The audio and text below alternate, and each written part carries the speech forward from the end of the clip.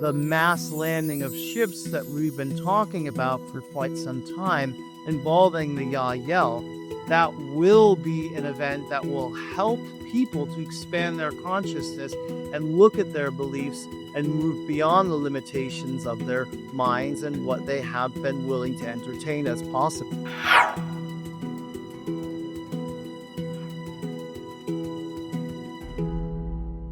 Hey everyone, welcome to the 25th episode of the Celestial podcast, the Silver Jubilee episode, which is why I'm honored and super excited to have someone who is one of the most respected channelers in the industry, who channels divine beings of light such as the Arcturians, Andromedans, the Melchizedek, Thymus, creators, and so many more, and also teaches people how to channel.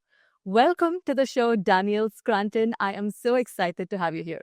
Well, thank you for having me. It's an honor and a pleasure. So, Daniel, I'm really curious. How did you get into this world of channeling? What made you even explore these metaphysical practices and eventually embrace it the way that you have?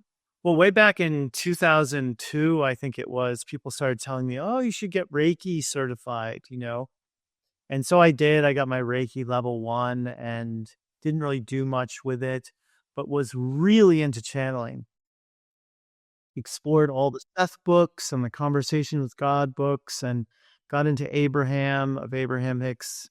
And I started following Esther around. I'd go to different cities in the US and on their cruises and such. And I just loved channeling so much. I would listen to it in the car. The only things I would read would be channeled books. And I literally went to hundreds of Abraham workshops.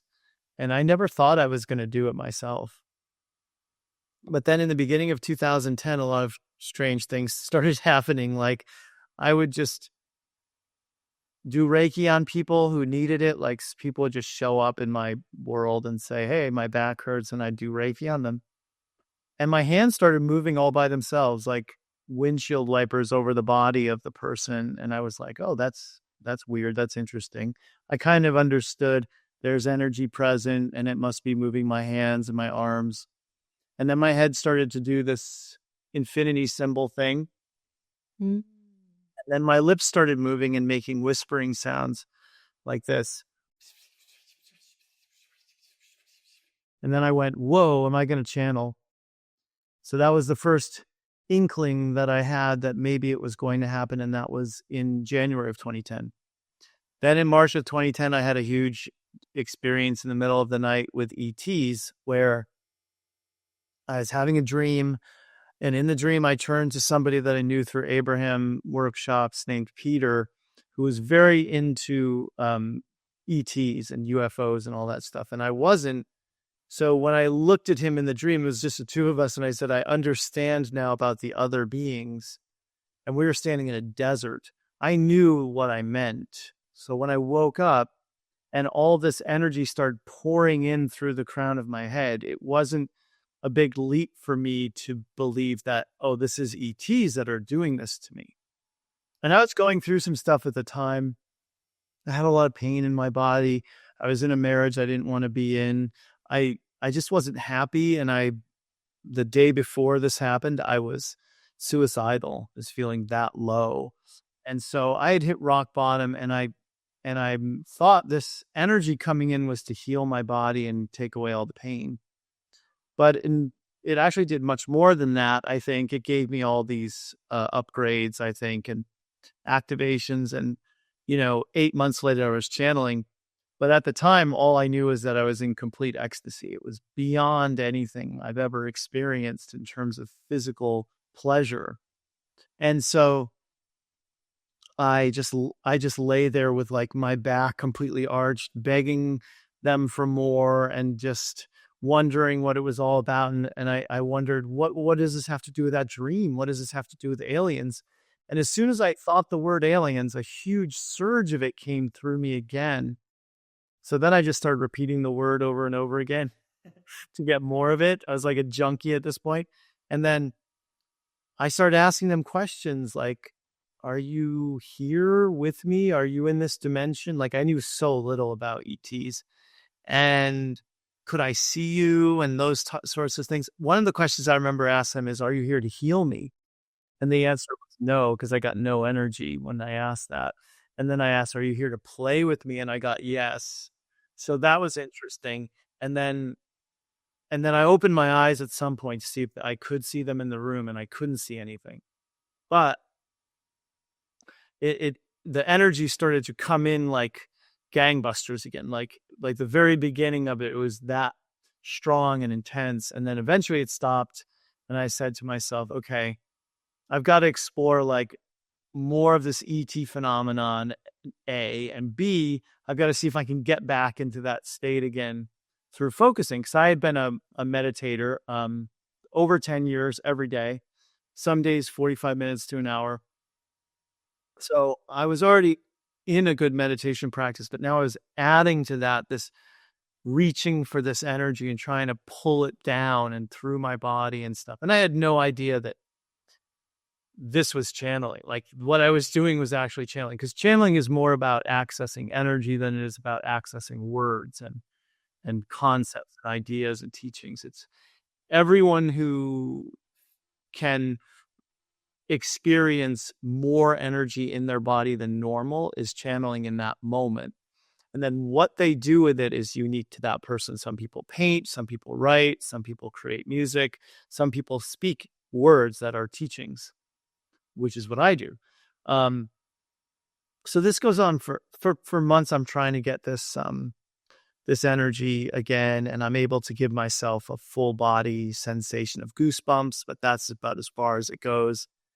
And then I'd go deep into meditation and I'd start to dry heave, like I'm going to throw up, but nothing's coming out, of going through the convulsion sort of experience of throwing up. And by October, I went to an Abraham workshop, and in the first day of the workshop, I started dry heaving at the workshop. So I'm like, okay, I got to stop that right now. Put a pin in that. And I was talking to my friends who were with me at this workshop, and they said, you should really ask Abraham about this. And I said, yeah, I guess I should. So the next day I'm sitting there. I didn't even raise my hand for the first half of the workshop for some reason. But then after lunch, one of my friends is in the hot seat talking to Abraham, and I'm watching my hand raise itself while she's in there, which I never do. I would never raise my hand. But then she gets out, and my arm goes up like this, and all these goosebumps just flood my body, and of course they called on me. So I got up there and I said, what's going on here? Because I asked them about the experience in March, and they basically, I don't even remember the answer. I didn't tell them about the ET part because I know Abraham's not into that. And so this time I'm just like, why is all this stuff happening? And they basically said, you're going to do what Esther does. You just have to trust it, believe in yourself, and work through your resistance to it, and it'll happen. So I was like, okay, that's what I needed. And I actually I had ended that marriage that I was so unhappy in about 4 months prior to this. And and I had met someone immediately on an Abraham cruise. Like within weeks, I met this woman who was in England. She was living in England. We were Skyping all the time anyway. And so she became my practice person that would sit there and watch me basically go like this for 45 minutes to an hour, because this is all I used to do at the beginning. It was just facial contortions, neck strain, like mouth opening super wide. And so I don't even know how many sessions it took of me doing that with her before I started making sounds. I went puh, puh, puh, puh, tuh, tuh, tuh, tuh, chuh, chuh, chuh. So the energy was starting to be expressed, just not as words yet. And then eventually I spoke for the first time for the creators. They said, we are here for you. And I said, wait a second, I didn't say that. And then I knew I was channeling. And that was about November of 2010. And I've just been doing it ever since, and adding more beings to whom I'm channeling, because they come around or I go looking for them, or something happens where it just becomes like a very natural pairing. Hey guys, if you've been enjoying this video so far, please make sure to support this channel. You can either subscribe to the channel, leave a like or a comment, or even share it with your family and friends. Apparently, it helps with the algorithm, and I have no idea how that works. Also, I'm sending out weekly love notes where I'm sharing with you my own personal spirituality journey, and also will keep you posted on the upcoming community events that we have. We have a lot lined up for you. We've got group channeling events, Akashic record reading events, and a lot of such community events that I think you're going to absolutely love. All you have to do is go to www.celestevolve.com/love notes. Now let's get back to the video. You know, when I watched your episode on Next Level Soul podcast, the reason why you stood out was because you explained about how much you had tried to practice it with other people. And in my head, I thought that channeling is something just happens to gifted people, right? Someone who just naturally have it. But when you said that you used to practice it with someone and you went to all of these workshops, that's when I I realized that maybe everybody could probably try looking into channeling. And when I saw your first video, oh my God, 13-year-old video on your YouTube channel, you trying to channel it for your group of friends, it was so heartwarming. All people of all ages sitting there. And I thought that channeling started 6 months back because that's when I stumbled upon it. So it's so heartwarming, to see it. When you look back now to this journey that you've been through, what do you feel? Did you know that did you ever anticipate this to be so you would be so good at all of this and so many people would be looking up to you, all the students that you have taught in the course? How does it feel for you looking back now? Well, it's completely gratifying. I mean, of course, it feels orchestrated. It feels like I didn't do any of this. Like that whole idea of you're looking at the life before you incarnate into it and you go, yeah, that looks like a good one. I'll choose that one. I like those challenges. I see how this will serve me in my evolution. I can totally see my life mapped out in that way. Just the way that people would come up to me and say things like, oh, you should read Conversations with God. And then the third time somebody says that, I pick up those books and start reading them. And they're again, like drugs to me. They feel so good as I'm reading them. And then how that led to me finding the Seth books. And then people in the Seth group I was in kept saying, you got to check out Abraham. You got to check out Abraham. And then finally I did. And so everything, I had to say yes, of course, all these things, but I can't take credit for not having a fear of channeling. Just like I can't take credit for not having a fear of dogs. I just don't fear dogs. I don't care how big and scary the dog is. It doesn't, but sharks, yeah. I don't Yeah, you should. there are things I'm afraid of, but other things I'm not. And I don't think so. I don't even feel like I can take credit for any of this other than again, I was born with this discipline. I have a discipline about me. Like I said, with the meditating, you didn't have to put a gun to my head and tell me to meditate. I wanted to do it. I want to eat the way that I eat, which is very strict according to many people. I will only eat organic, vegan, raw food, but that's how I want to live. When I was working out all the time, I would work out every day and some days for 4 hours, and do cardio and weight training in the same day. So I just have this built-in kind of consistency with discipline. And so it's been really easy for me to consistently channel for the past 14 years. Yeah, because I don't think anybody else channels every day like the way you do, and you send out your blogs. Every blog that you send out, it's as if it's tailored to me, customized to me. That's how it speaks to me. It's wonderful. The newsletter that comes out, every channeled message that comes out on YouTube, it's just absolutely wonderful. According to you, how is this channeling? What exactly is channeling, and how is this different from the other spiritual practices? Yeah. Well, I think everything is channeling. I think all those yoga poses were originally channeled. I think that they were received by those yogis who said, who didn't say I really need to stretch my hamstrings this morning, but something guided them to do it, and I do feel channeling is just meditating with an intention. I'm not I used to meditate the reason why it was easy for me to do it every day was because if I didn't do it, I felt like a zombie. I just felt terrible. I couldn't function. I didn't have the energy to get through the day, but I'd meditate and I felt great most of the time. Not every time, but a lot of times I'd get that burst of energy I needed to go and complete the rest of the day. And I couldn't take naps. Like I couldn't fall asleep no matter how tired I was during the day. So that's what made me have to meditate, So I just basically created my own meditation practice without even knowing that it was meditation and before I was even awake.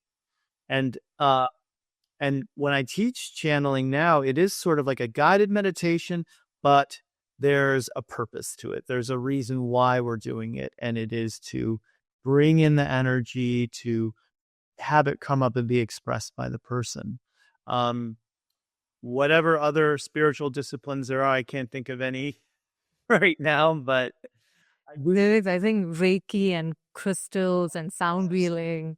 I think Reiki is also a form of channeling because that energy uses your body to be channeled by you, through you, to present to the other person and say, hey, if you want this, this is yours. I don't think anyone has the ability to heal anyone else. I think every healer has the ability to convince another person to heal themselves by accessing the energy, by holding their own alignment, holding space for that person, encouraging that person to join them in the space of health and well-being. But I don't think any of us can zap somebody else and say, you're healed, not you. But and that same extent, like I don't think anybody has the power to make anyone else sick. I think that people can believe that. You can believe that that person can do things to you, but everyone is sovereign and everyone's creating their own reality. And you're only going to create what serves you to create. Makes sense. Teal Swan said that the entities that are being channeled, they are higher dimensional entities. So from their vantage point, feelings like fear, death, suffering, pain, none of these are real. Everything is an illusion. So she compares it to a form of narcissism. She says that is what it feels. That is how it feels like because they haven't integrated it with the human feelings. And for them, everything, it's just an illusion. What are yours? They're the narcissists, not us. Well, listen, I watched Teal Swan's video on channeling. I stopped watching it at a certain point. So that's what okay. Yeah. So I don't know if Teal feels bad that she's not channeling or what her deal is, but I've never been a follower. I just typed in on YouTube what is channeling to see like what came up, what videos. Yeah.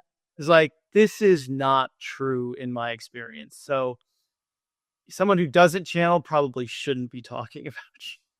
I thought she channeled because like you said, the first video that pops up with the millions of views is Teal Swan's video that talks about what channeling is. So she even said things about Jerry Hicks that I didn't think were true. Like like I said, I've never been a follower. I don't know much about her except that she's extremely popular. And I think she does help a lot of people. It makes sense. Now, when you said that you started channeling at a point where you were feeling suicidal, I assume that channeling happens when you're really at a high vibration. So how is it that you were able to hold the space or they were able to come through? Because one of the biggest blockage in my head is that, I'm not happy today. I'm not you've got these crappy days, right? So you feel like, okay, it's just not going to happen. How do you maintain that practice every single day? And how did that happen? Well, I have a lot of days where I don't feel great too, still, so it's basically through, I think, years of training yourself to focus and to raise your vibration that you can do it at the drop of a hat. Like when you need to, you can do it. I remember there's a story that Esther, Abraham tells about Esther, where the one time Esther couldn't channel was because a wolf or a coyote or something had grabbed one of their chickens that they loved because they used to live on a farm. And walked off with it, and Esther was so distraught that she tried to talk to Abraham about it and couldn't get them. So one of the things I've learned about channeling is that it is a good idea to get into a higher vibrational state first, then sit to channel and take that momentum that you already have moving you forward into propelling you into the next highest vibrational state that you can get to. And because that's what my definition of channeling is, it's like you've got to go to a higher vibration where you can then connect with beings and their offerings, their transmissions that are higher vibrational, because you can't stay down here where you normally hang out and perform a bunch of magic tricks so that suddenly what they're offering is available to you. It's you going up to meet them. And Bashar also says they're coming down a little bit to meet us, and we're meeting like in the middle and creating this new reality. What do you think are some of the biggest misconceptions about channeling, and how can we demystify all of that? Oh, good question. That they know everything. That they can tell us the future. There's not one future, so that's impossible. That they speak in English or Chinese or Spanish or French. They don't. They're not offering words. So, and I think what confuses people is they go, well, why are the Arcturians saying this when Archangel Michael is saying that? And then, Cryon is saying this and Abraham's saying that and Bashar saying, and it doesn't all match up. Different channelers. That's the reason. It's not because they're not all on the same page, but also it is true that they all do have different perspectives and different approaches to getting us ultimately to the same place. So Abraham's perspective and way of getting us to a place is different than someone else's doesn't make one better than the other or one right or wrong. But there's a lot of filtering that goes on within the channeler. Every channel, myself included, has this filter that we're doing our best to keep clean. And we're really trying to get out of the way and not be influenced by our own thoughts and beliefs about something and let something come through us purely. But again, they're not speaking in our language. So what we're getting is very vague. It's energy. It's energy that has to be put into words. It has to be, we're the ones creating something out of that energy and expressing that energy. So who we are and how we talk and what we believe and what we've exposed ourselves to and our own journey and where we are on it and what we're focusing on at the time, these can all influence the way we're translating that energy into words or sounds or light language or whatever. Now, light language is a lot easier because it doesn't have to have meaning. It's not, I don't think it's supposed to be broken down into words in our spoken language and understood by our minds. I think it's meant to go beyond all of that to where we can't really understand the totality of what's included in a light language. You've been channeling for all of these years, right? So when you first came out saying that you're a channeler, how did people react to you? How was that? Oh, I did kind of try to hide it from my family. Okay. I got a second Facebook account and I was like, I'll put all my channeling stuff on this one and I'll, stay friends with my family members on this one. But they found out, and then I talked. Everybody else in my world was totally into channeling, so it was no problem. But my family is Christian, and some of them are way more Christian than others, and conservative, and I'm the only one who's not conservative in my family. So it was interesting. My uncle, who's the intellectual of the group, he almost got his PhD at Chicago University. He speaks all these languages. He's just loves knowledge. He takes me aside one day. He goes, Muhammad channeled the Quran. I'm like, How did you know that? It's like, you would have any knowledge of channeling. So he's proven to be more interesting in talking about it than anyone else in my family. And he's the one I wouldn't have expected to give it any grain of salt at all, because he just, sometimes when you're really, really smart, it's like you just dismiss anything that's not like scientific fact or, something that can be proven in a laboratory, but he's open-minded, which is cool. When you talk about your uncle, even I have an uncle like this who's a teacher and PhD and all of that. And I don't bother trying to talk to him, but he's the only one who comes every time during family gatherings to debate and have a conversation with me about the kind of things that I talk about. How do you think how's the reception of people to channeling now? How do you feel like people are receiving it? Are they more open to it? How's the Gen Z people or the young kids? Do you see a difference in the way it's being received now? Well, unfortunately, I think it's given too much credence. I think there's a group of people who dismiss it entirely, and always will, and think it's the act of the devil or something. And then there's people who think like, well, it was channeled, so it must be true, and don't do any investigation on their own of like, well, how did that make me feel? Does it resonate?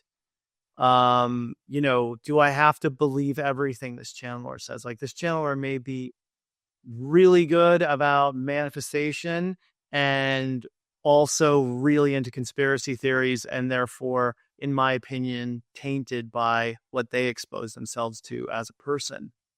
Because I don't think you can be really into conspiracy theories and trust the reality that you're experiencing, because then you think, well, was that a false flag? Did that even really happen? Like, you start to question everything. You start to get more paranoid, thinking that this means that they're watching me, or, so I do think that to stay clean and clear as a channel, you really have to pay attention to how something feels, not whether your mind says it's true. Hmm.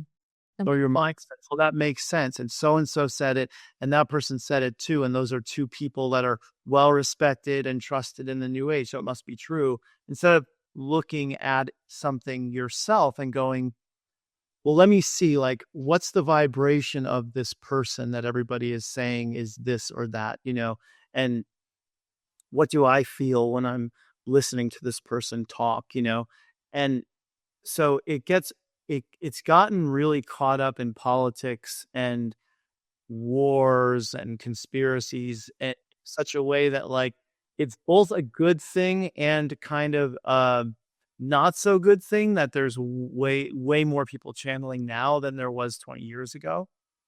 Because you can channel, but what are you channeling? You're channeling a thought stream.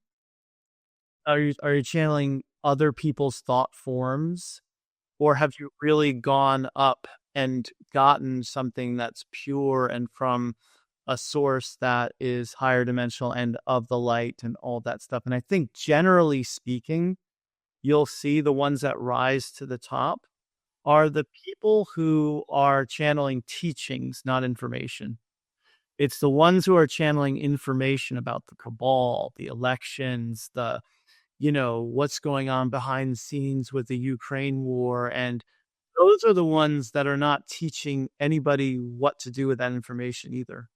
They're not saying, and how do you feel about this? And are you processing that feeling? And can you create a better reality than the one you're experiencing right now of the world where the oil companies are doing this and that and whatever?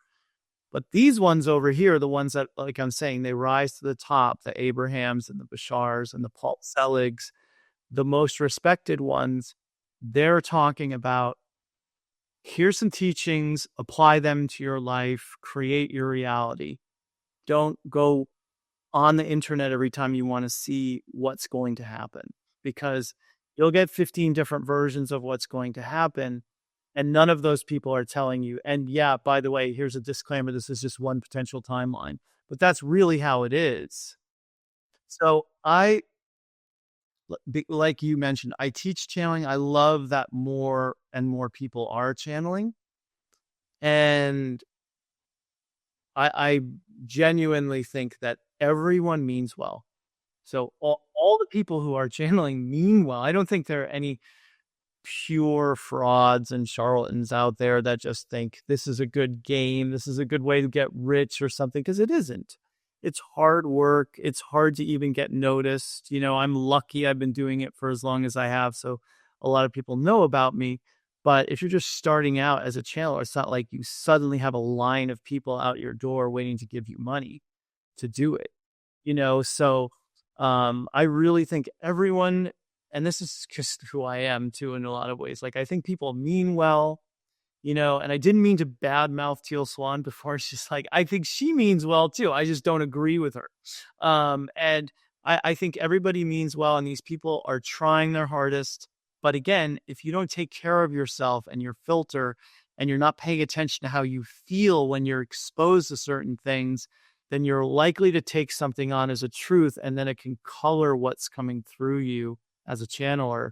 And it may not be, and this is something Bashar said to me too. When I first started channeling, I got to talk to Bashar about it. I got to talk to Abraham about channeling. Bashar said to me, do you care if it's 100% true what you're channeling? And I said, yeah, I do. I care. He said, well, it's not going to be. He said it, and I've heard him since in another workshop say this when talking about channeling, and he wasn't just saying it to me. Because for a while I was like, well, wait a second, was he just looking into my future? I think you were not no, it's what he says about channeling too. Yeah. And another channeler who I really respect, Lisa Royal Holt, she came up at the same time as Daryl Anka in the same channeling class. And one of the beings she channeled one time, when asked a question at a workshop, said, well, just because we're channeled beings doesn't mean we know everything. And it's true. They don't necessarily know everything. People will sit there in a workshop and ask Bashar, who was on that spaceship I saw back in 2016? He'll be like, I wasn't there. Because I'm an alien. Right. Everybody on every spaceship is.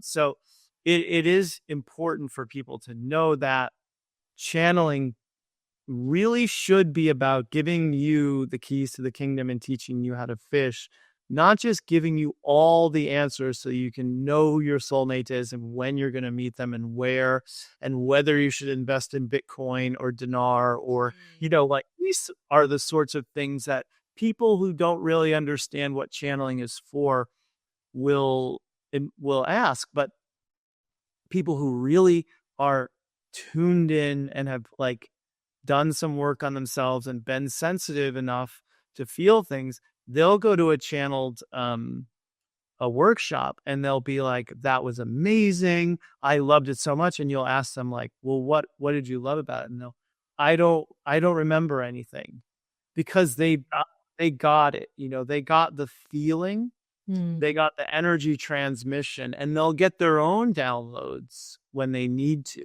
Maybe that night when they're eating dinner, all these downloads will be coming in for them personally. But that's what channeling really is. It's a sharing of a high vibrational energy that then the channeler does their best to convert into words that everyone who's in the audience is going to interpret in their own ways anyway. But then those people are also having their own experience. So it is a co-creation. It's one of the things Abraham says at the beginning of all their workshops. They say co-creating at its best, because it's a co-creation. It's not just Abraham would have said this to any group. It's those 500 people in those seats are getting what's tailor-made for them. Like you said to me, the channeled messages seem like they're tailor-made to you. Well, they know who's going to receive them. They know. So I don't know. I don't always understand, why did I channel this? Why this today? But then I look at the comments or the responses in email that people are saying to me, and I'm like, oh, I didn't even really like that one, and they love it. So, it wasn't for me or for me to understand why, Yeah. When you said that channelers are getting caught up in politics, it makes sense, because right now all the like podcasters like me are getting channelers on. And what we notice is that when we talk about when the channelers give some prediction about the elections, then that video goes viral. So it's like we yes. Yeah, it's true. So, which I understand is not really right too, right? Pulling you into this whole politics, which you guys are not interested in. It's not even right. So I understand now when you say that, okay, that is probably one of the things that you see when so many people are channelers and they are being pulled into politics and wars and made to give an opinion and all that. You mentioned that people channel thought forms, and then where there are people who channel the teachings. How can we shift from this to that? You got to raise your vibration. It's the same thing where a couple of 13-year-old kids with a Ouija board in the attic, they're going to have a way different experience than someone who's been channeling for 15 years and sits to meditate and bring themselves into a higher vibration so they can channel. Those are two. The kids in the attic are a little afraid. They haven't done any work on themselves. They're like, so and so said they got contacted by a ghost, so we want to try it now. That's kind of the difference in what it is. You can't just swing a pendulum. I've heard about somebody one time swinging a pendulum over pages in the dictionary until it stopped, and then each word on that page until it or moved in the yes position or something. And then that's how they channeled. Like, they didn't do anything to raise their vibration first, so they did get a negative entity. They didn't get what they wanted, but if you're desperate enough to get anything, then you can get anything. But if you really just, like, one of the things that I was fortunate enough to experience was that experience I had in March of 2010, which said, this is what you're going for. You're going for a feeling. So I had Abraham. I wasn't looking for information. I was like, I'm all set. These are my guys. I love these guys. They're telling me so much wisdom. I felt full in that regard. But feelings wise, I wasn't doing so good.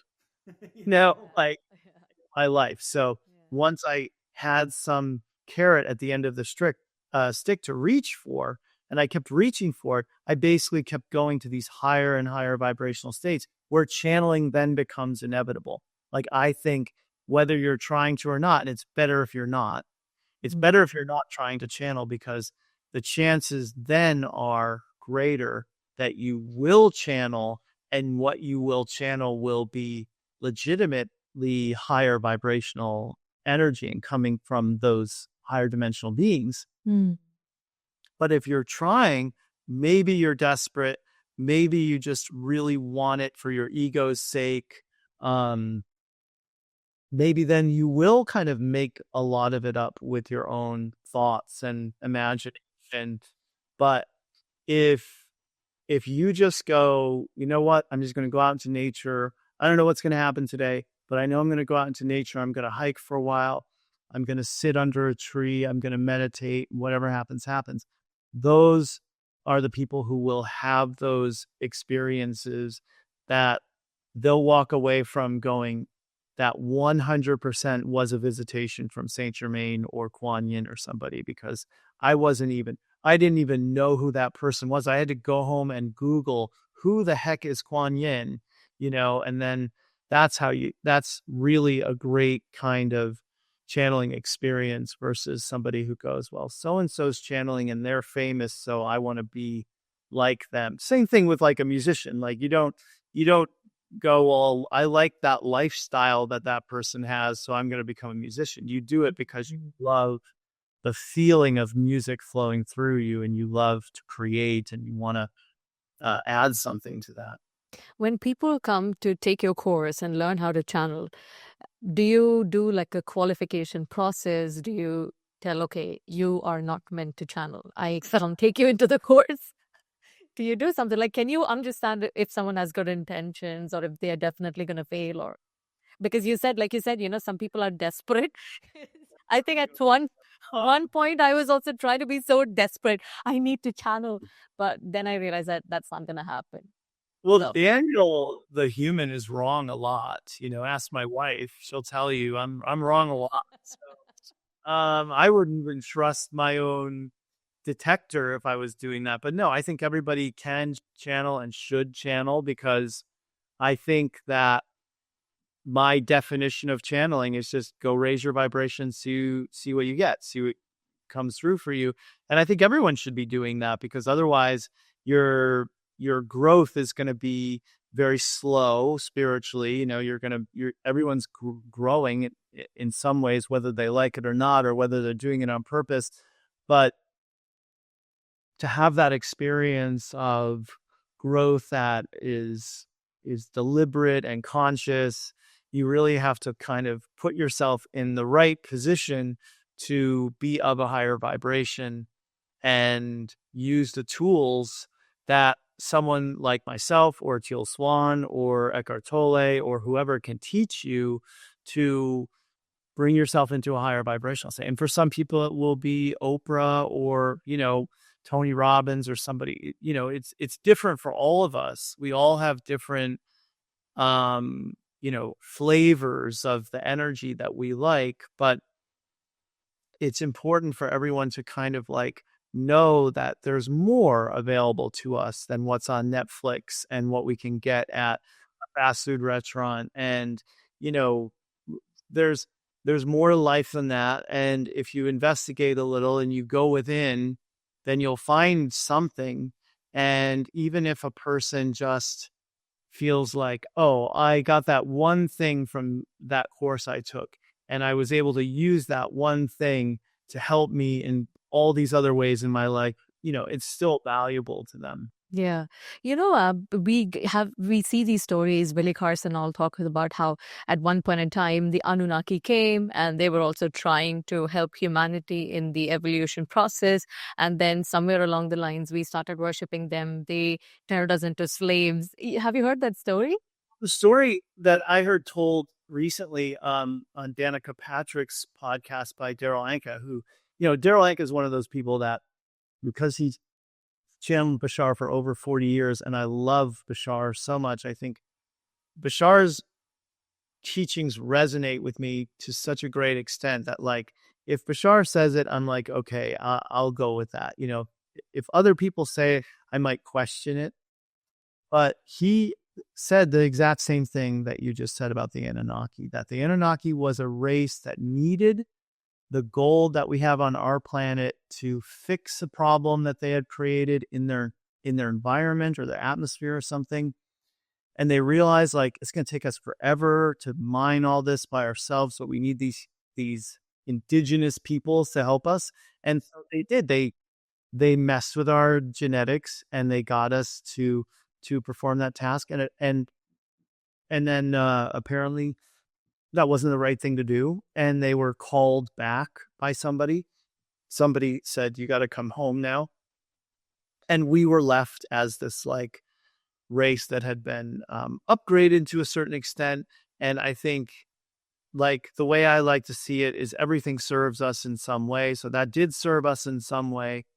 And I think the Lyrans also came and the Pleiadians also came. And there's been a lot of different ET races who have come over the millennia and have done different things to us to get us to where we are today, which is why we look so different, which is why, like, as a race, the mixture of like races within the human race that's not the norm on other worlds. I think most people in different worlds and different star systems all kind of have the same hair color, the same eye color, the same skin color. It's not that, like with us, that varied. And that's because we are kind of a melting pot of the galaxy of all these different beings who've come in at different times and mated with us, or, done something to us to give us these different appearances. Right now, we've got all the ETs also coming forth, trying to help us and all that, right? What do you think can we be doing so that we don't end up in that state where we probably put them on a pedestal or go into that? It seems like we tried the Anunnaki or all of these beings that came through, we put them on a pedestal, and then things just went, some of them were doing self-service and it kind of went bad. How can we make sure that nothing like that is happening right now? Because it seems like we are really close to ET contact again, and we are really close to that situation. Here's what's really cool about what's going to happen.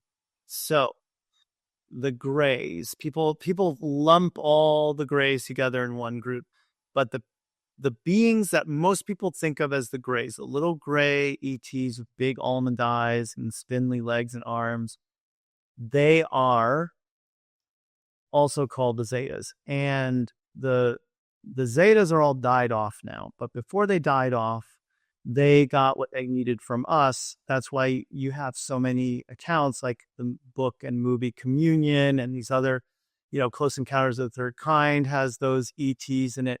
There's so many accounts of anecdotally of people saying, yeah, I woke up in the middle of the night and there was these gray beings standing over me and I was paralyzed and they were sharp tools. And yep, they were doing it, but they didn't mean us any harm. They were trying to save themselves. So again, just like the Anunnaki, but they were trying to save themselves from extinction because they had made their world so toxic, because they had lost their ability to reproduce, and they didn't feel emotions anymore. So even when we were terrified of them, they kind of didn't get what being terrified was, because they were like Vulcans. They lost that ability to feel, or the Vulcans, I guess, suppress it still, but the Zetas just couldn't feel it at some point anymore. We all have emotional bodies, and their emotional bodies had just atrophied from non-use. And they took the eggs and the sperm that they needed, and they went and they incubated these test tube babies on their ships. And those test tube babies are all grown up now, a lot of them, not all of them, because they staggered it. Obviously, they didn't want everyone to be the same age at the same time in the new hybrid race. Some had to be older than others. And so they were learning too from the very beginning of like how to deal with all these children suddenly, because they weren't able to have children of their own. So children were kind of new to a lot of them, and they were emotional. These children were emotional. They had our emotions. So those are called the Yael. And the Yael are coming. They're the ones who are, if anybody who's listening to this wants to Google the Phoenix Lights and watch YouTube videos of the Phoenix Lights, all those ships that came in the 90s and showed themselves all over the skies in Arizona to the point where it made like the news and everything, those were Yael ships. And they were preparing us then, and they're still preparing us now for the contact that we're going to have in the next few years, where we're going to be meeting our hybrid children. So the Zetas, here's the other twist in the story. The Zetas are really humans from a parallel Earth. So they're not even, these beings we're going to meet aren't even really aliens, but they're going to come on a ship. They're going to look different than us, but close enough to us that we can accept them. And they have us on a pedestal. We saved them. We're their parents. We gave them life. So because of all that, it'll be different. Now, of course, some people will fear them, and some people will think they're here to solve all our problems. But I think, just like with channeling, like all good channeling is about teachings, they're going to be teaching us. They're going to revere our planet in a way that we don't, because they don't have a planet, and they destroyed theirs. Or they're not them, their parents, their ancestors. So it's going to be like we'll teach you how to revere your world again, how to work with technology and all those types of things. And there's going to be all these family reunions, like women who've never had kids are going to realize, oh my God, I have kids. And it's just going to be an amazing emotional experience for everybody. And I'm sure they won't let us worship them either. I'm sure they're not going to be like, oh, now all of a sudden my ego's kicking in and I kind of like this. I will rule over all of Africa. Like the past. Makes sense. I mean, this should be made into a movie, and I'm so excited to. It's exciting, right? When everyone says that there's going to be ET contact. That's awesome. Exciting, yeah. Yeah. Do you think we would be, I mean, I know we have probably like 10 minutes. Do you think we would be able to do like a channeling session in 10 minutes? longer than 10 minutes if you want. I took care of the things I was going to do after this already. So yeah, you Okay. don't have to limit it to 10 minutes, but I'm happy to channel for you. Yeah.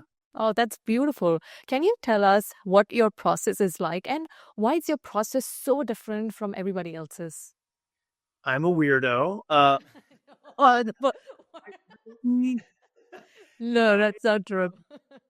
It's not, that it's, I don't know, because here's the thing. Rob Gothier makes similar sounds to what I make, which is weird because like neither one of us knew of the other one before we met or our channeling. And then we met and then we realized like, oh, your guys channel these tones just like mine do. And there's even a similarity in the way that they say yes. And Nora Harold, who is a mentor of mine, she used to tone and kind of like the toning went away. But the movements too, like the movements have changed over the years. I didn't choose any of this. Again, like I just feel like I'm supposed to play out this life called Daniel Scranton, and I don't know. I know there's some reason for it. So one of the reasons is that the tones and the sounds work on the people who are going to receive the channel message to such an extent that they're going to do a better job of receiving it than if they did hear those tones and sounds.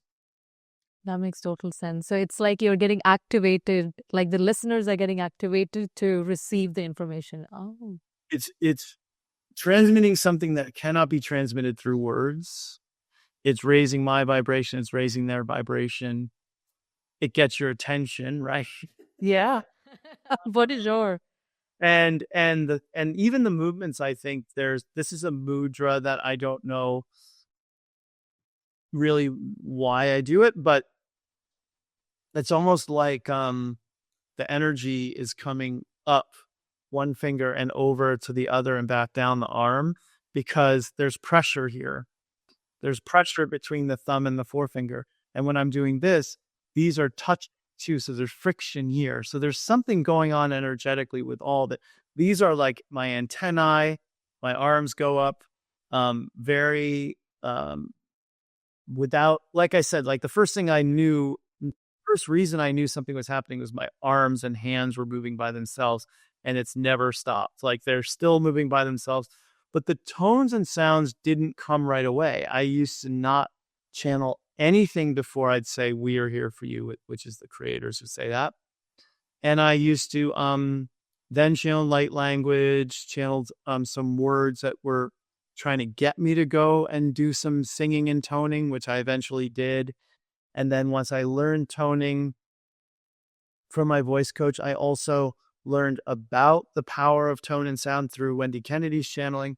So all of it kind of came together in me then creating these sounds that I have had somebody at a workshop, an in-person workshop, say she had this pain in her face, like one side of her face, tension and pain, and it melted away from the tone. So there's obviously a lot going on with the tones, but it's not me, not my decision to do it. It just is what happens when I open myself up to channel. And it takes about 2.5 minutes of that. And then they introduce themselves and then you can ask them questions because I know you have questions. Yeah. I do have questions. That makes sense. You know, in Indian classical dance, right, in Bharatanatyam and all that, they have these same mudras that you're showing, in the Indian classical dance. Well, I've heard, that's, now that you mention it, I think I have seen some videos. Yeah, this one is there. So I have done Indian classical dance. So it's like, all of these are like peacock kind of things that we show. So it's there in Odissi, Bharatanatyam. These are all the Indian classical dances. They have all of these things. Maybe they were channeling the dance forms too, maybe it was healing people. Maybe the music also. Yeah, like all good art is channeled. All, a good script for a movie, a good song that's written, art that's hanging loop. These people were tapping in and getting it and channeling it, and it was coming through them and expressed by them in the beautiful way that they could. And yeah, so it's not like even technological advancements, I would say, and things of that nature, medical things, like they're tapping into this energy and information that's out there in the ethers that anyone could tap into, but for whatever reason, that person is putting themselves in the right vibration to receive it. That's what I think. Makes sense. Okay, so I'm excited. Let's give you some time to get into it. Right, yeah, this is it. It's just gonna start.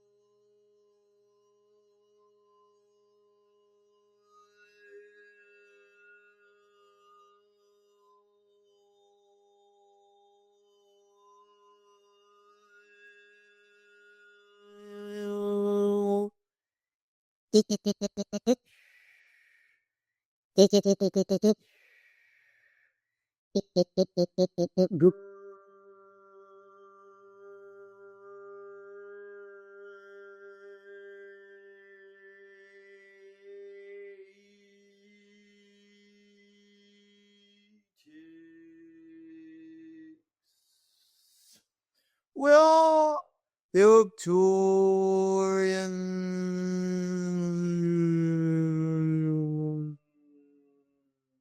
Council. Priest. Will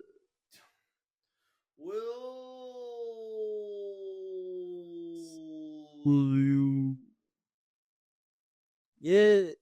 And we are very happy to take your well thought out questions. Thank you so much. Yes.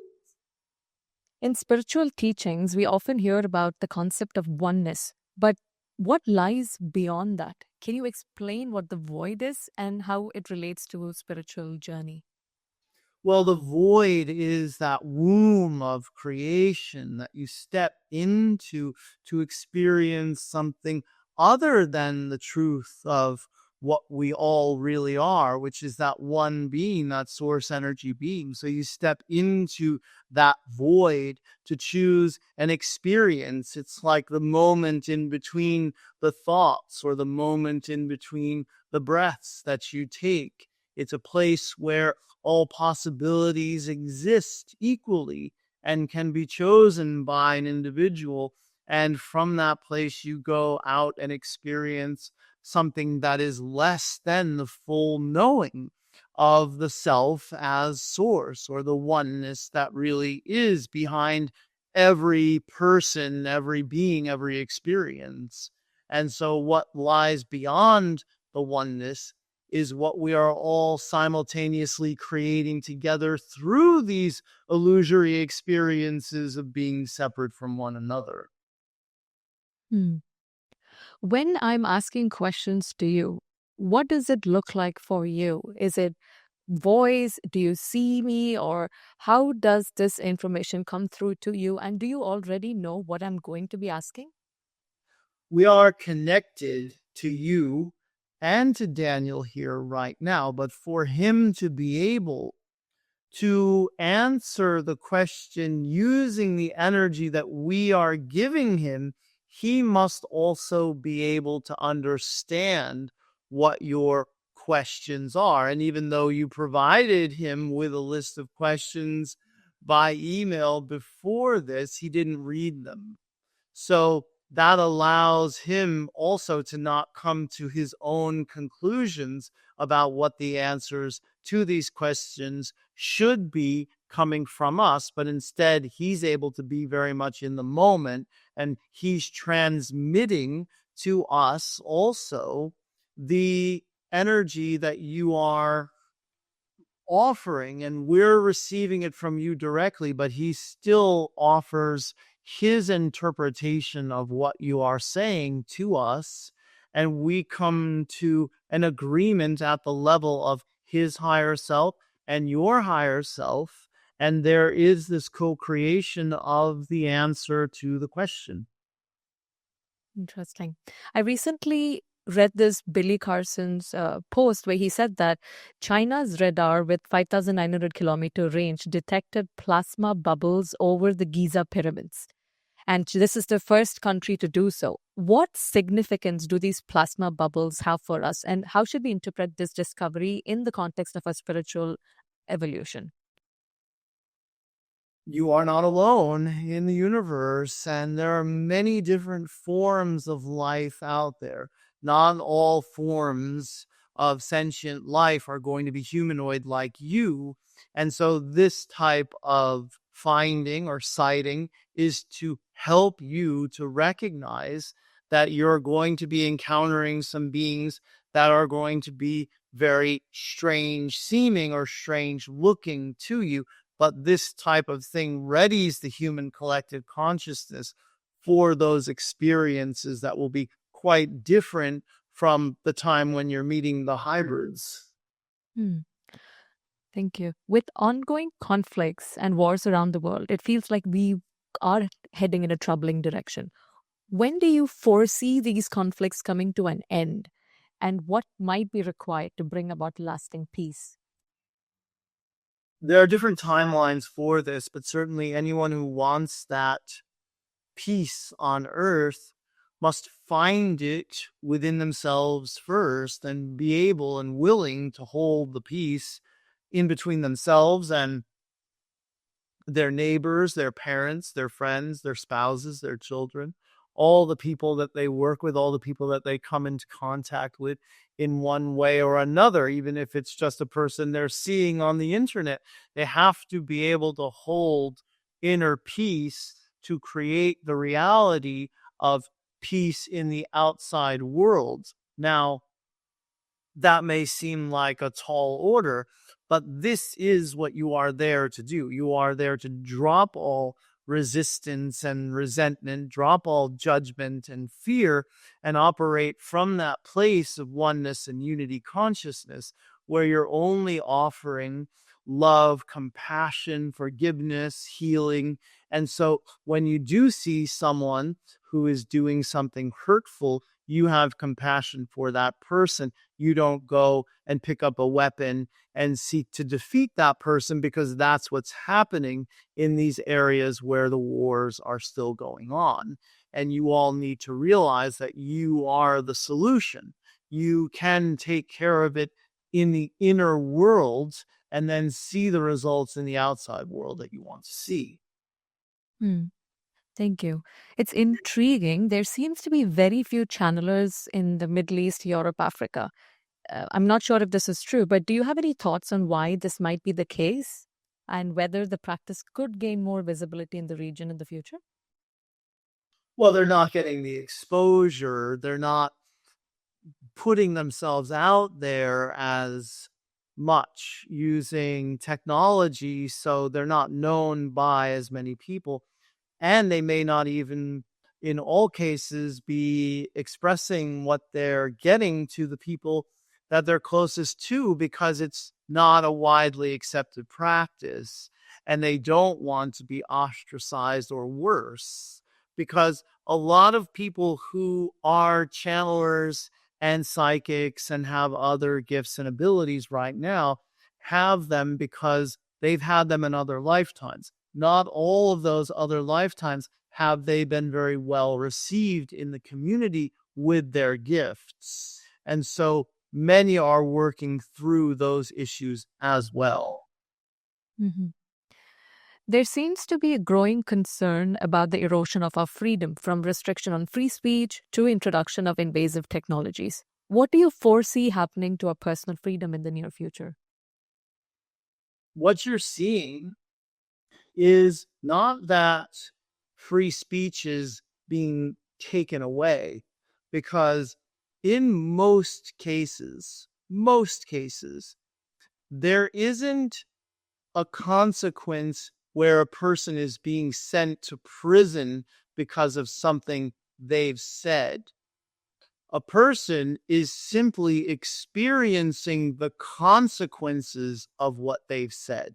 So if you say something without considering how it might affect another person, how someone else might feel about what you're saying, now there's more of a backlash because everything's being recorded and everything's being tweeted and everything's being blogged. And so it's out there. The evidence of what someone said is out there for others to scrutinize, and some people will. And you'll find that it doesn't affect every single person in the same way. And you might say, well, why is that? Why does that person get away with it to such an extent, and this person has their whole life torn apart because of something that they've said?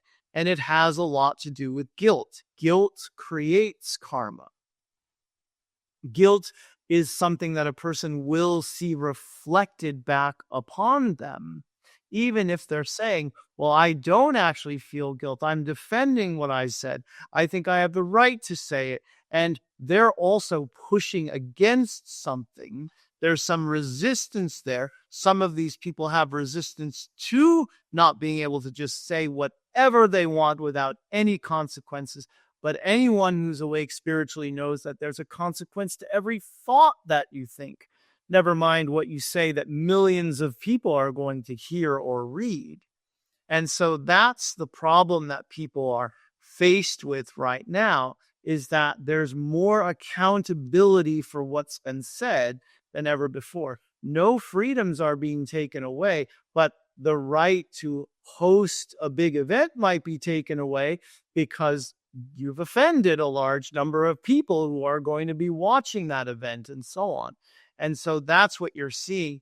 And that's the way that it has always worked. It just hasn't been so overt and in people's faces that there are consequences to every vibration that is put out by a person and every feeling of guilt that they have on top of that. Now, AI is another subject. It's something that needs to be examined closely by those who are going to use it, because, of course, it can be used for good. It can be used to make people's lives easier. And people who are really interested in creating consciousness and creating a self-aware life form, those people will have to be vibrating at a specific frequency to be able to get those downloads and be able to create those programs so that, say, an android could have its own awareness, its self-awareness, and that android then could become a souled being. So it's the question of what's the intention behind the person who's using the AI and what it is that they want to create And that will determine the outcome of that endeavor. Hmm. Why are you trying to help all of us at this time? Well, of course, we can talk about the ascension here and the fact that we are all going to a higher level of consciousness. Everyone throughout this entire universe is going through an ascension process, and that's a part of it. Now, a big part of it is also the fact that we love you. We feel so much love for you. We have so much compassion for you. We see a need. We see that people are having a hard time there on Earth and other parts of the galaxy as well. And we want to help. It gives us a sense of purpose, a sense of fulfillment.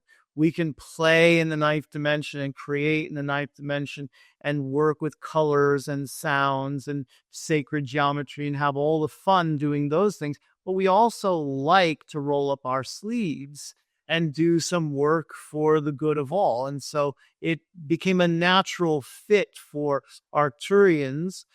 There are many of us now coming through different channelers and some working even more behind the scenes than that. It became a natural fit, humanity on Earth and Arcturians, because we have had it so easy in our star system and in our dimension for so long. To help those who've had it hard, had a very hard time for so long, was a natural fit.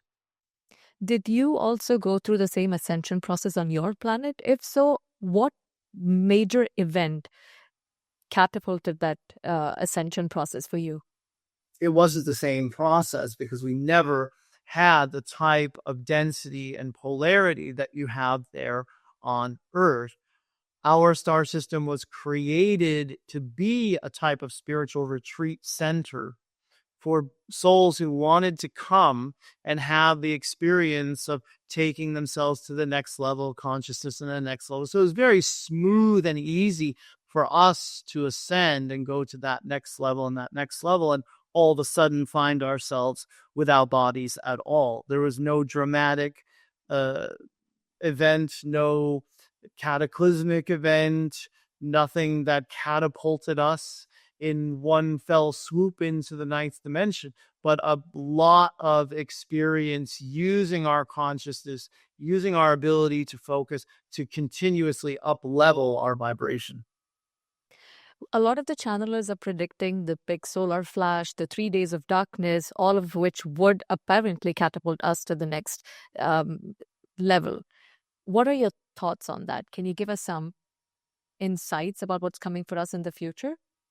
It's one timeline, but even the beings on that timeline will still have had to have done a lot of work on themselves for that to be the final nudge. So it's not going to be that something happens outside of the human collective to create the shift in consciousness that would then result.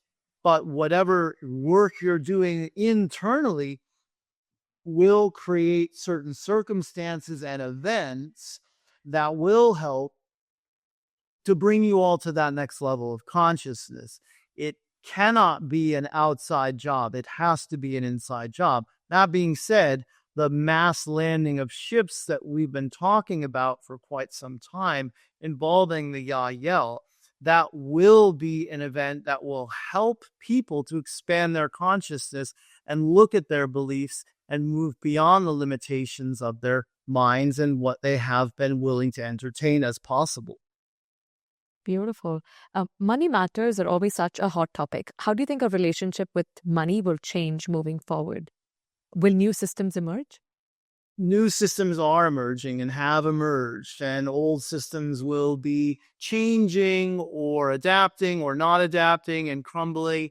It will be up to those who are in charge of those systems where they go, and the people ultimately will be the ones who decide how you want to handle the exchange of energy, which is all this really is. How do you want to keep track of it? Does it still make sense to have it be on computer screens and numbers that get written down on pieces of paper and mailed to people in the mail? Is that the way you want to calculate how much energy has been taken and how much energy has been given? And that's all the system is meant to do. Now, of course, you can work that system, and some people are very good at that and other people are not. And that will be changing as well, as there will be more education of how to work with energy, how to allow energy to flow through an individual, how to access more energy from within so a person feels more comfortable sharing what energy they are processing, what energy they are receiving and able to do something creatively with. Mm. Who do you think Prophet Muhammad was channeling? And if so, who was he channeling? He was channeling, yes, he was channeling his higher self, and he was channeling his higher self to create teachings that he believed would help the people of his community. Interesting. Do you have any final message for us? Believe in yourselves. Believe in your abilities to create the type of world you want to be living on, the type of person you want to be, the type of society you want to be living in, the type of government you want to have, organizing things and helping people who cannot help themselves. Believe that you have the ability to do that and that it all rests on your shoulders. Now, that being said, we don't mean to be giving you a burden, a heavy burden to carry around with you, because it's a lot easier than you might think it is. It's a lot easier than you having to come up with the solutions to all the problems. But you can hold a vision. You can use your imagination. You can say things like, I believe in humanity. I believe in the basic goodness within all people. And I know that it serves us well to come together. And more people are realizing that are going to do just that. And that's how you can create differently now than you have ever even attempted to create a society and a human collective. And that's where you really have your power. It's by going within and imagining and holding space for the reality you want to experience, rather than just relying on a solar flash, a changing system, a crumbling government, or anything else that you may be hearing about that seems like it's the answer, but the answer is always within each and every one of you. Thank you so much. Thank you so much for coming up and answering my questions. We really appreciate it. Thank you. We are the Arcturian Council, and we have enjoyed connecting with you. Hi. Hi, how does it feel? Can you see me? Yes. So it's a very blissful feeling. Wow. Very nice feeling to come out. Do you are you dizzy? What does it feel like? You're normal. Now you can just go back and start working out on the gym. Like expansive and peaceful and yeah, like full. Like I received a lot, and a lot came through me, and I feel good about I felt good about that channeling. I don't feel good about all of that. But I did feel like, wow, the people who will be receiving it were pulling it through me to such an extent that I felt more like the observer of it. It's beautiful. You know, the message that comes through from the Arcturian Council or the people that you channel, the entities that you channel, is like they don't put that pressure.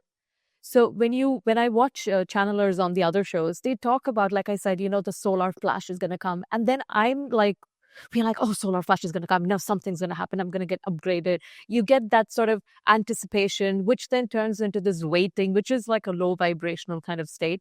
But then your messages come through, just like right now, what they said was, don't wait for an event to happen. It's an ongoing process. It's what happens within. That is so empowering. You don't have to look out to what the next channeler is going to predict or what's the next episode that's going to be. It's beautiful. Well, good. That's great. Yeah, because I do believe we're all source, and we all have powers within us that we don't necessarily tap into all the time, and we need these reminders.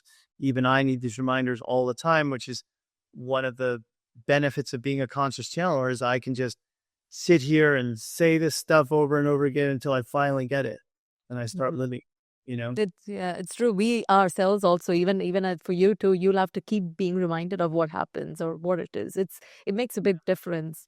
Daniel, you said that you're going to have your new book coming out in October, and I did see the ad on Kindle. Can you tell us about it? It's exciting. It's called The Great Awakening.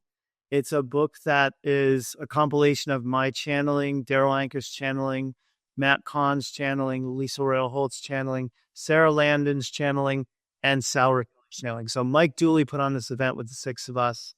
Thousands of people attended. There were questions asked and answered. Mike read the questions. He had his own questions.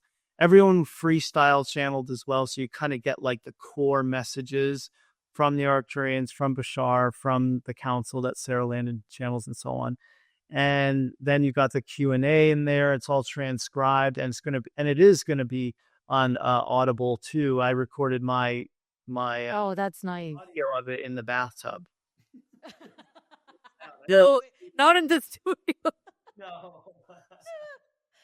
No, I love Audible. I usually listen to things on Audible. Then I also have a Kindle. But if Audible is there, that's amazing. Like I can work and then listen to it. Oh, that's amazing. Wow, that event must have been so great. Like these are like the best channelers, right? Yeah, some of the best. Yeah. And then he did another one. Mike Dooley did another one the next year. Then he had Paul Selig and Wendy Kennedy and all these other great channelers. But this one is that he named the book The Great Awakening, which unfortunately, there's another book by Alex Jones called The Great Awakening. Oh, no, really? But this one is number 1, It's already number 1 on Amazon. Like people can pre-order. Yeah. In a lot of different categories, it's hit number 1. In fact, the day that Mike made the big announcement to his list, he has over 1,200,000 people on his email list. It got to number 85 in all books on Amazon. So that was really exciting. Hit the top 100. But yeah, it's done very well since we announced it in like July. That's coming out all the way in October 1st. Is when people can actually get it in their hands, but you can pre-order it now on Amazon. Yeah. Hope Awakening. I don't know if I said that. And you could you'll see Alex Jones one comes up in the book cover's red, and ours is like a cosmic kind of color. Okay, we're gonna promote this Great Awakening. It's not the Great Awakening. It's this Great Awakening. I'm excited for that. I've already put it on my shopping list as well. October 1st, so which is like in 3 weeks. We are excited to receive the information. Yeah, too. It's awesome. Can you tell us now where we can find you and about the work that you do? Well, yeah, my name, Daniel Scranton, is the best way to find me because my website's Daniel Scranton. And Scranton is Scranton if people are listening. And my YouTube channel is Daniel Scranton. And I'm on Instagram. I'm Daniel Scranton Channels. And that's where you can find me. And I have events going on all the time, sales going on all the time. I have over 1,000 items in my store people can download. So, thousands, over 3,000 easily videos on YouTube to watch. And all my books now are on 7 books. This will be the 8th, The Great Awakening. And I have another book coming out soon that will be a children's book, and another one that will be with Archangel Michael channeling. So yeah, children's book. And book will be coming out next year. Yeah. Can you tell us about the children's book? What's that? Somebody hired me to channel these bedtime stories. Oh, that is awesome. I'm definitely going to get that. Bedtime stories for kids on my YouTube channel. And I channeled them, and then somebody had the idea. I can't remember who it was, making a children's book. So one of my clients is this great artist. So I teamed up with her, and she's doing the illustration and everything. And we're just making it into like a 40-page children's book about fairies and a unicorn. That is amazing. My daughter would absolutely love that. The children's book, like a channel children's book thing. Awesome. I'm so excited for all the books, all the very best, Daniel, for all that you do. You are someone who's so dedicated to helping with the evolution of consciousness on the planet. And also it's just nice speaking to you. We can just speak to Daniel, and he's like a fun guy. And then we can also speak to the entities. They're also awesome. Thank you so much, Daniel, for coming on the podcast and speaking to us. Yeah, absolute pleasure. Thanks for inviting me. Thank you so much.